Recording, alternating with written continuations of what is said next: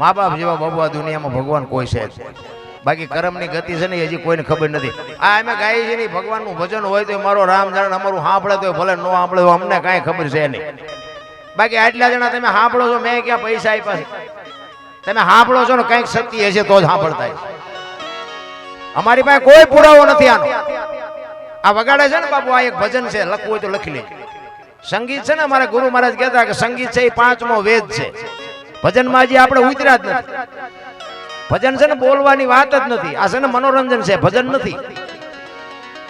ભજન બોલ્યા જેવી વાત, બોલાય ને તો લખાય, લખાય તો દેખાય ને દેખાય તો વંચાય, આ એવું છે નહીં. ભજન આઘું પડ્યું. ગંગા સતીની વાણી કે પિંડ બ્રહ્માંડ થી પર ગુરુ મારા એનો બતાવું તમને દેશ. પિંડ બ્રહ્માંડ એટલે એક વાતનો જો ઉલ્લેખ થાય ને તો જ મગજમાં તમને ઉતરે. પિંડ બ્રહ્માંડ થી એક માના ઉદરમાં તમારું અને મારું જ્યારે બંધારણ થાય, 9 મહિના સુધી માના ઉદરમાં વિકાસ થાય અને આ ધરતી ઉપર આગમન થાય, પછી એનું સર્જન થાય, 60-80 વર્ષ માણા જીવે અને પછી એનું વિસર્જન થાય, દુનિયા છોડીને વહી જાય. દુનિયાનું વિસર્જન થઈ જાય પછી શું? કોઈ આપણે એમ કે ફલાણા ભાઈ તો કે ગયા, ફલાણા ભાઈ તો કે ગયા, પછી શું?